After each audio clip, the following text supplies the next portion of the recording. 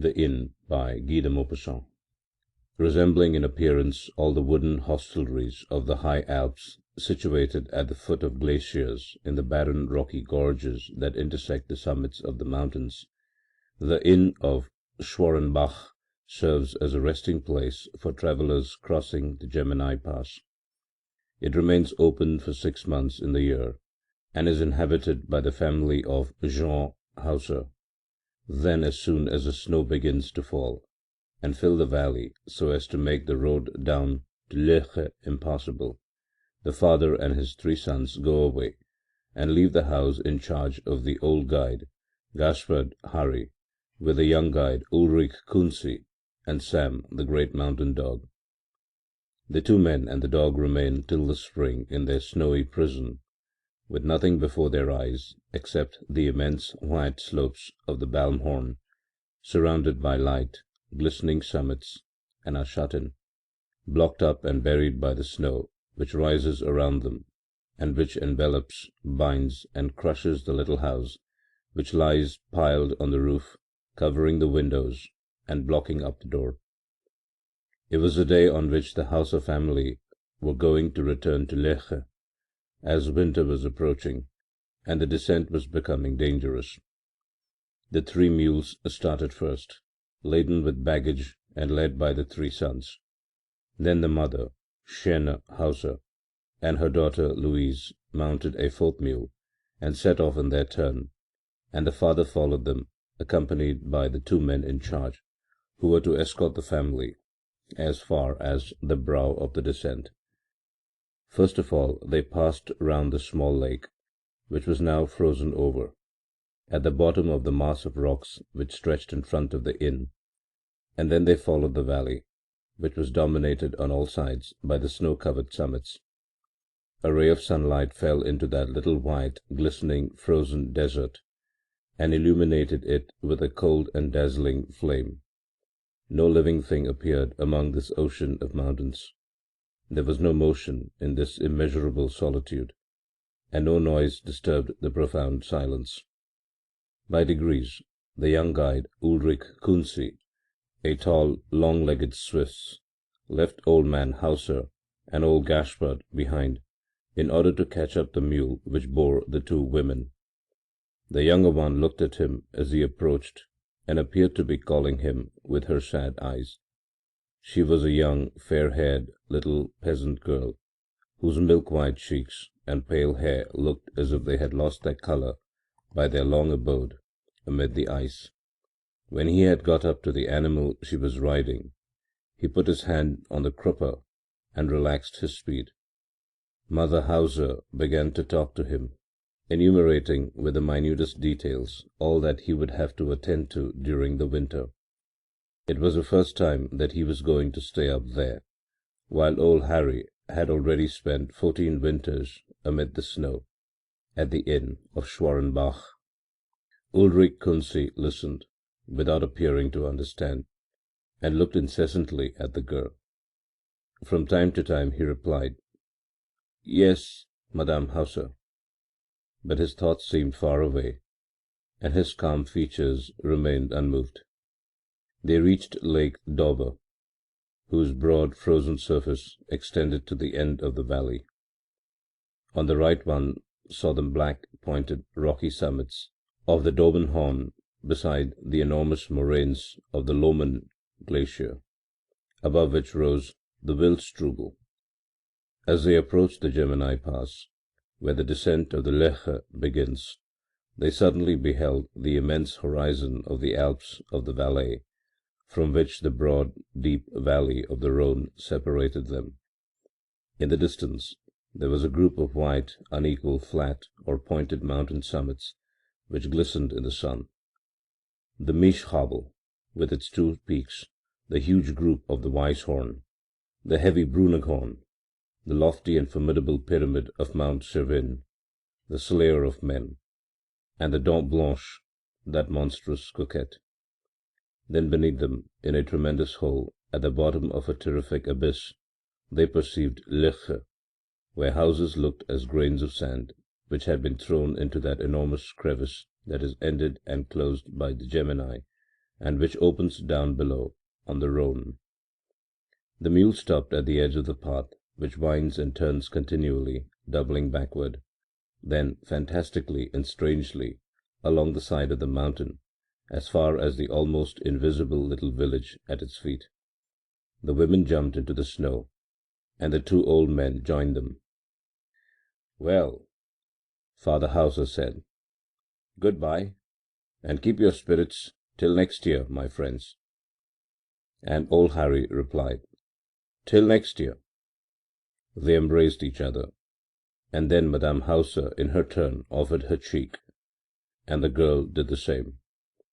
When Ulrich Kunsi's turn came, he whispered in Louise's ear, "Do not forget those up yonder," and she replied, "No," in such a low voice that he guessed what she had said without hearing it.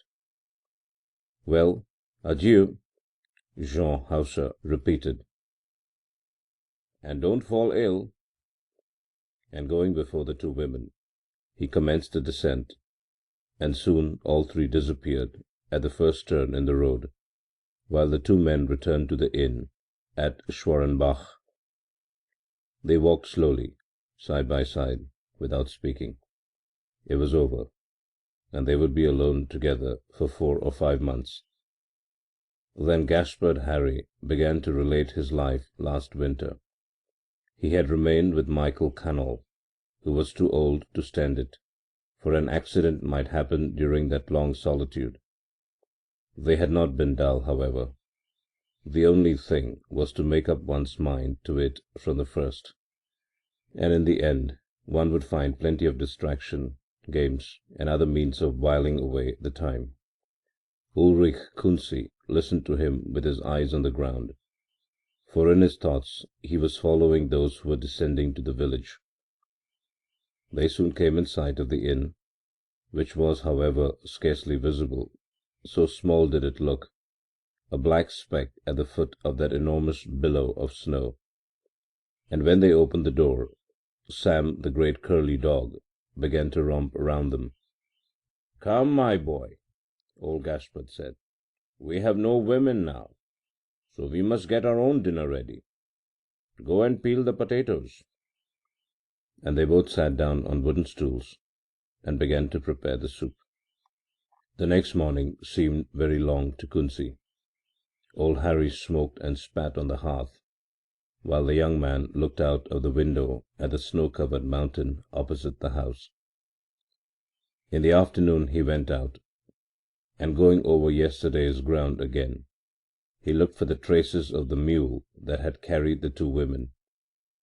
Then, when he had reached the Gemini Pass, he laid himself down on his stomach and looked at Loeche. The village, in its rocky pit, was not yet buried under the snow, from which it was sheltered by the pine woods which protected it on all sides. Its low houses looked like paving stones in a large meadow from above. Hauser's little daughter was there now in one of those grey-coloured houses, in which Ulrich Kunsi was too far away to be able to make them out separately. How he would have liked to go down while he was yet able! But the sun had disappeared behind the lofty crest of the Wildstrubel, and the young man returned to the chalet. Daddy Harry was smoking, and when he saw his mate come in he proposed a game of cards to him, and they sat down opposite each other on either side of the table. They played for a long time a simple game called Brisk, and then they had supper and went to bed. The following days were like the first, bright and cold, without any fresh snow. Old Gaspard spent his afternoons in watching the eagles and other rare birds which ventured on those frozen heights, while Ulrich returned regularly to the Gemini Pass to look at the village. Then they played cards, dice, or dominoes, and lost and won a trifle, just to create an interest in the game. One morning Harry, who was up first, called his companion. A moving, deep and light cloud of white spray was falling on them noiselessly, and was by degrees burying them under a thick, heavy coverlet of foam. that lasted 4 days and 4 nights. It was necessary to free the door and the windows, to dig out a passage, and to cut steps to get over this frozen powder, which a 12 hours' frost had made as hard as the granite of the moraines. They lived like prisoners, and did not venture outside their abode. They had divided their duties, which they performed regularly. Ulrich Kunsi undertook the scouring, washing, and everything that belonged to cleanliness. He also chopped up the wood, while Gaspard Hari did the cooking and attended to the fire. Their regular and monotonous work was interrupted by long games at cards or dice, and they never quarrelled, but were always calm and placid. They were never seen impatient or ill-humoured, nor did they ever use hard words, for they had laid in a stock of patience for their wintering on the top of the mountain. Sometimes old Gaspard took his rifle and went after chamois, and occasionally he killed one. Then there was a feast in the inn at Schwarenbach, and they revelled in fresh meat. One morning he went out as usual. The thermometer outside marked 18 degrees of frost, and as the sun had not yet risen, the hunter hoped to surprise the animals at the approaches to the Wildstrubel, and Ulrich, being alone, remained in bed until 10 o'clock. He was of a sleepy nature, but he would not have dared to give way like that to his inclination in the presence of the old guide, who was ever an early riser. He breakfasted leisurely with Sam, who also spent his days and nights in sleeping in front of the fire, and then he felt low-spirited and ever frightened at the solitude, and was seized by a longing for his daily game of cards, as one is by the craving of a confirmed habit, and so he went out to meet his companion, who was to return at 4 o'clock. The snow had levelled the whole deep valley, filled up the crevices, obliterated all signs of the two lakes, and covered the rocks, so that between the high summits there was nothing but an immense, white, regular, dazzling, and frozen surface. For 3 weeks Ulrich had not been to the edge of the precipice from which he had looked down on the village, and he wanted to go there before climbing the slopes which led to Wildstrubel. Leche was now covered by the snow, and the houses could scarcely be distinguished, covered as they were by that white cloak. Then, turning to the right, he reached the Lommern glacier. He went along with a mountaineer's long strides, striking the snow, which was as hard as a rock, with his iron-pointed stick, and with his piercing eyes he looked for the little black moving speck in the distance on that enormous white expanse. When he reached the end of the glacier he stopped and asked himself whether the old man had taken that road, and then he began to walk along the moraines with rapid and uneasy steps. The day was declining. The snow was assuming a rosy tint, and a dry, frozen wind blew in rough gusts over its crystal surface. Ulrich uttered a long, shrill, vibrating call. His voice sped through the death-like silence in which the mountains were sleeping. It reached the distance, across profound and motionless waves of glacial foam, like the cry of a bird across the waves of the sea. Then it died away, and nothing answered him. He began to walk again. The sun had sunk yonder behind the mountain tops, which were still purple with the reflection from the sky, but the depths of the valley were becoming grey, and suddenly the young man felt frightened. It seemed to him as if the silence, the cold, the solitude, the winter death of these mountains were taking possession of him, were going to stop and to freeze his blood, to make his limbs grow stiff, and to turn him into a motionless and frozen object, and he set off running, fleeing toward his dwelling. The old man, he thought, would have returned during his absence. He had taken another road. He would, no doubt, be sitting before the fire, with the dead chamois at his feet. He soon came in sight of the inn, but no smoke rose from it. Ulrich walked faster and opened the door. Sam ran up to him to greet him, but Gaspard Hari had not returned. Kunsi, in his alarm, turned round suddenly, as if he had expected to find his comrade hidden in a corner. Then he relighted the fire and made the soup, hoping every moment to see the old man come in. From time to time he went out to see if he were not coming. It was quiet night now, that wan, livid night of the mountains, lighted by a thin yellow crescent moon, just disappearing behind the mountain tops. Then the young man went in and sat down to warm his hands and feet, while he pictured to himself every possible accident. Gaspard might have broken a leg, have fallen into a crevasse, taken a false step and dislocated his ankle, and perhaps he was lying on the snow, overcome and stiff with the cold, in agony of mind, lost, and, perhaps, shouting for help, calling with all his might in the silence of the night. But where? The mountain was so vast, so rugged, so dangerous in places, especially at that time of the year, that it would have required 10 or 20 guides to walk for a week in all directions to find a man in that immense space. Ulrich Kunsi, however, made up his mind to set out with Sam if Gaspard did not return by 1 in the morning, and he made his preparations. He put provisions for 2 days into a bag, took his steel climbing iron, tied a long, thin, strong rope round his waist, and looked to see that his iron-shod stick and his axe, which served to cut steps in the ice, were in order. Then he waited. The fire was burning on the hearth, the great dog was snoring in front of it, and the clock was ticking, as regularly as a heart beating, in its resounding wooden case. He waited, with his ears on the alert for distant sounds, and he shivered when the wind blew against the roof and the walls. It struck 12, and he trembled.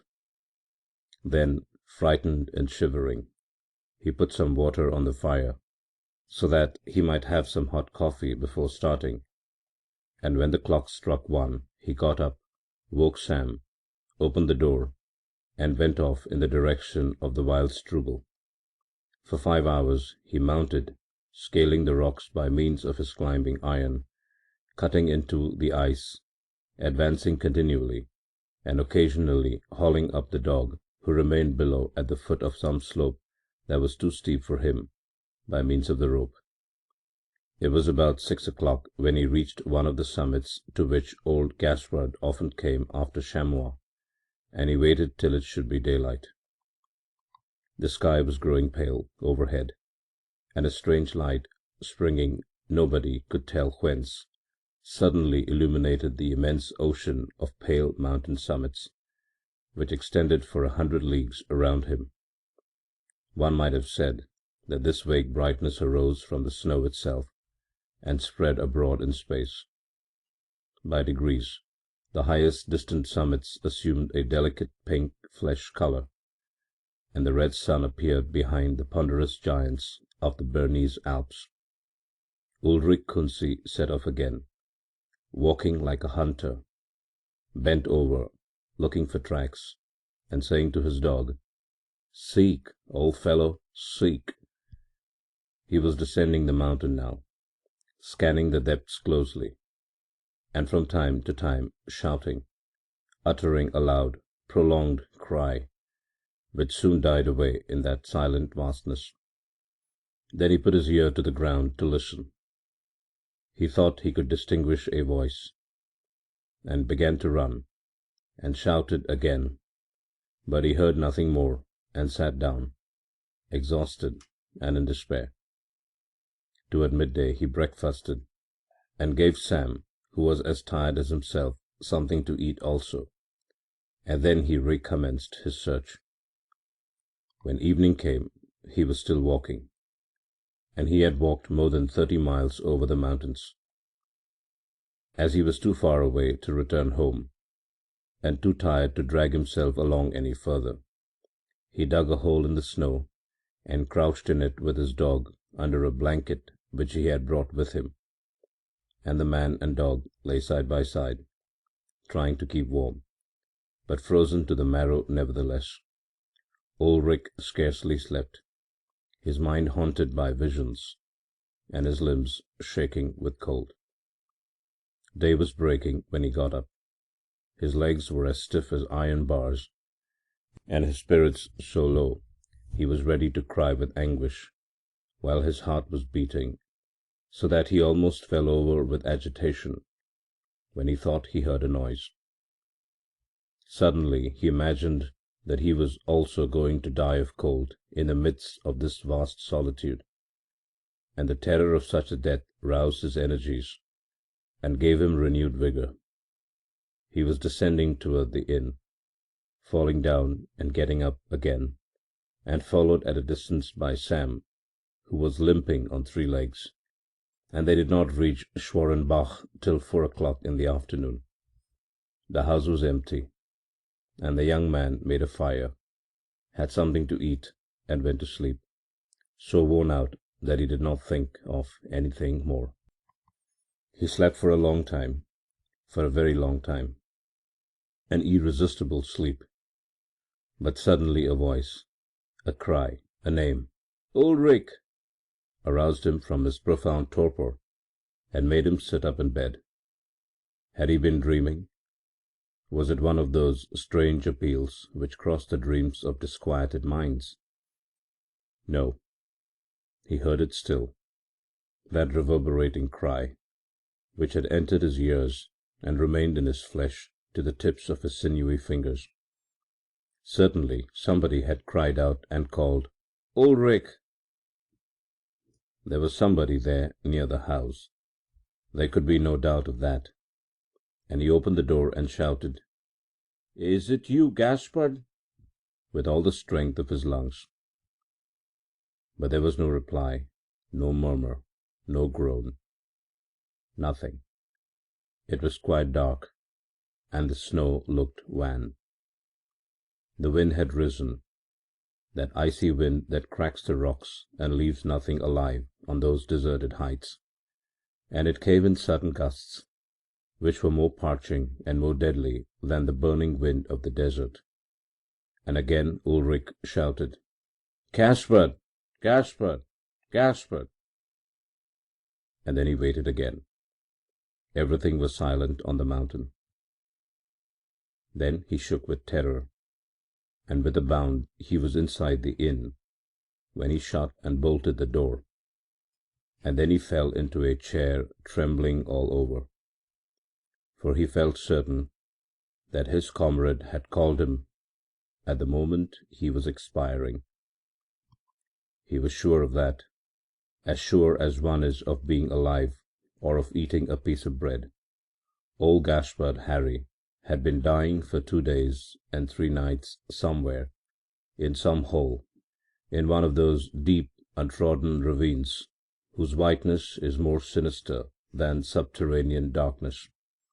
He had been dying for 2 days and 3 nights, and he had just then died, thinking of his comrade. His soul, almost before it was released, had taken its flight to the inn where Ulrich was sleeping, and it had called him by that terrible and mysterious power which the spirits of the dead have to haunt the living. That voiceless soul had cried to the worn-out soul of the sleeper. It had uttered its last farewell, or its reproach, or its curse on the man who had not searched carefully enough, and Ulrich felt that it was there, quite close to him, behind the wall, behind the door which he had just fastened. It was wandering about, like a night bird, which lightly touches a lighted window with his wings, and the terrified young man was ready to scream with horror. He wanted to run away, but he did not dare to go out. He did not dare, and he should never dare to do it in the future, for that phantom would remain there day and night round the inn as long as the old man's body was not recovered, and had not been deposited in the consecrated earth of a churchyard. When it was daylight, Kunsi recovered some of his courage at the return of the bright sun. He prepared his meal, gave his dog some food, and then remained motionless on a chair, tortured at heart as he thought of the old man lying on the snow. And then, as soon as night once more covered the mountains, new terrors assailed him. He now walked up and down the dark kitchen, which was scarcely lighted by the flame of one candle, and he walked from one end of it to the other with great strides, listening whether the terrible cry of the other night would again break the dreary silence outside. He felt himself alone, unhappy man, as no man had ever been alone before. He was alone in this immense desert of snow, about 5,000 feet above the inhabited earth, above human habitation, above that stirring, noisy, palpitating life, alone under an icy sky.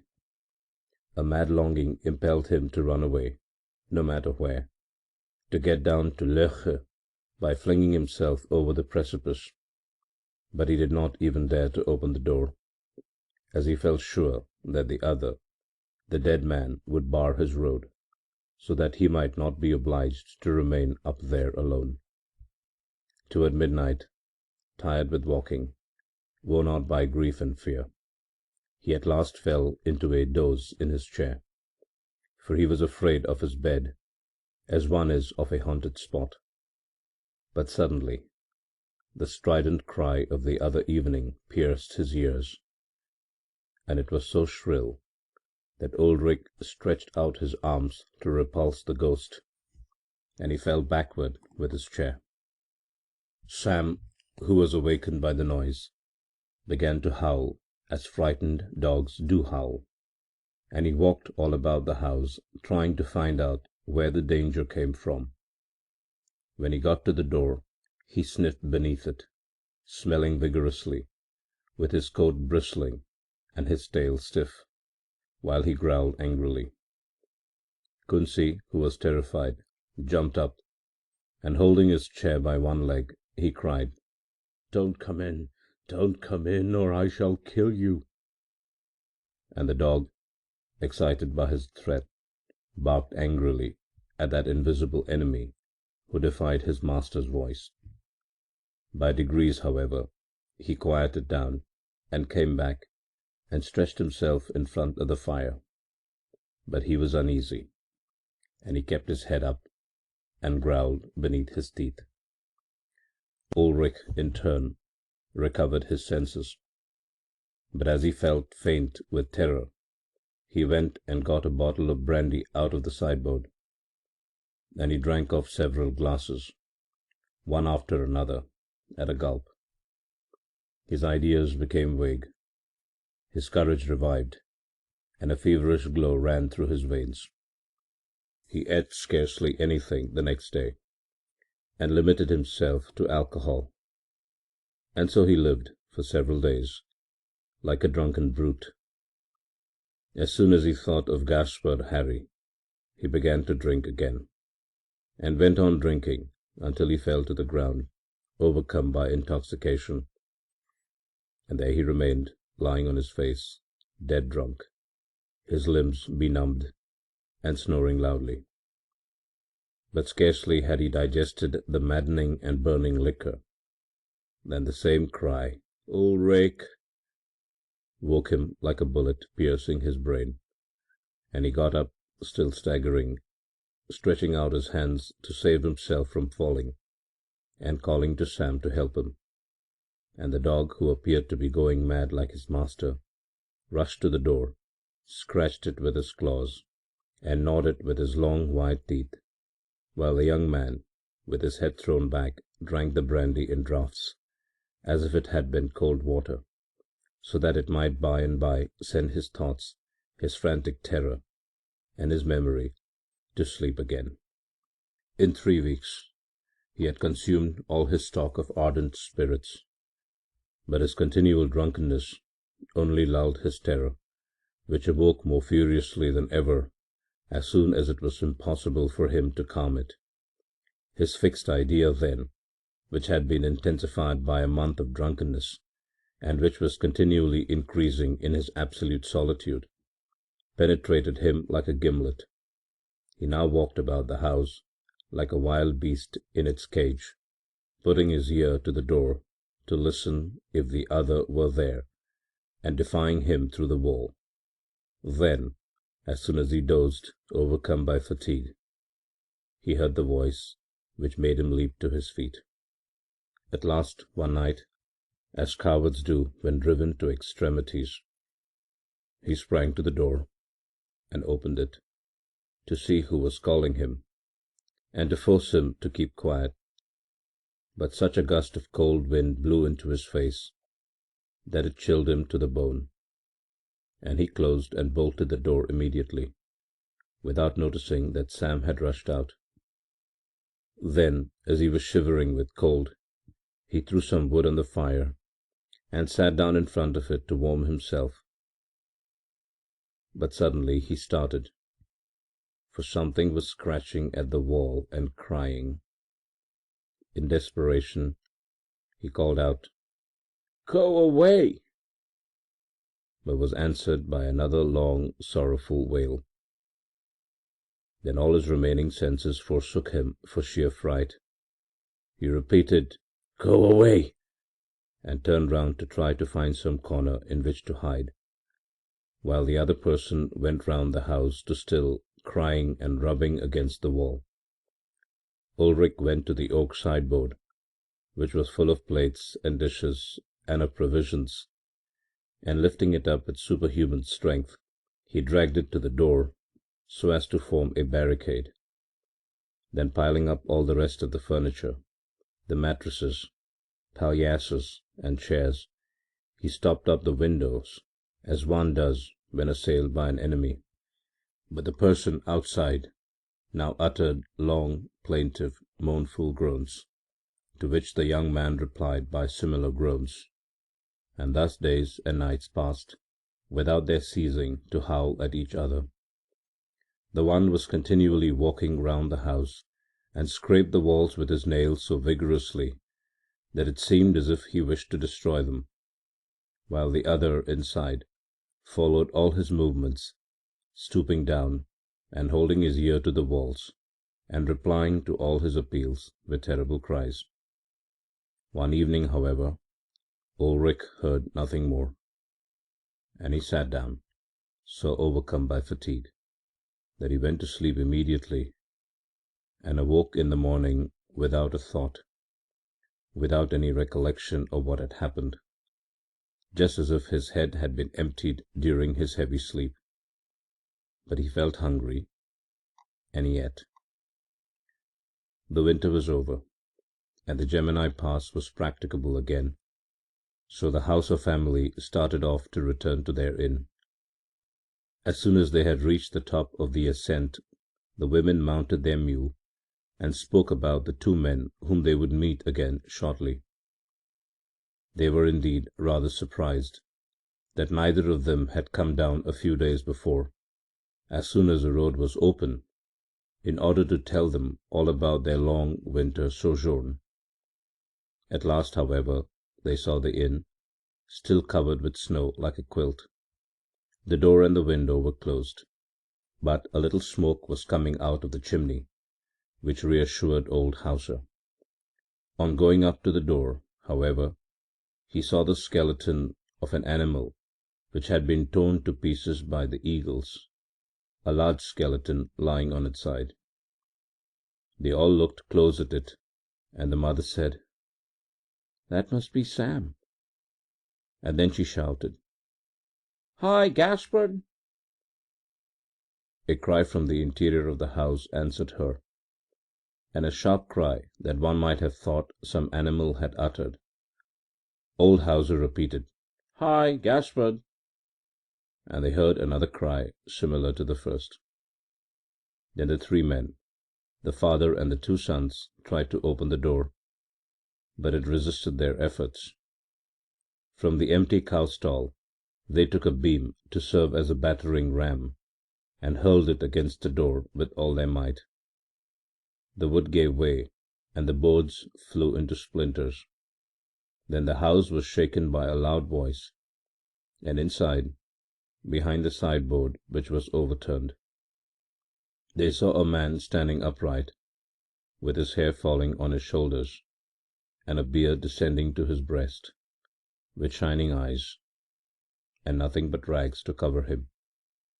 They did not recognize him, but Louise Hauser exclaimed, "It is Ulrich, mother!" And her mother declared that it was Ulrich, although his hair was white. He allowed them to go up to him and to touch him, but he did not reply to any of their questions, and they were obliged to take him to Loeche, where the doctors found that he was mad, and nobody ever found out what had become of his companion. Little Louise Hauser nearly died that summer of decline, which the physicians attributed to the cold air of the mountains. End of The Inn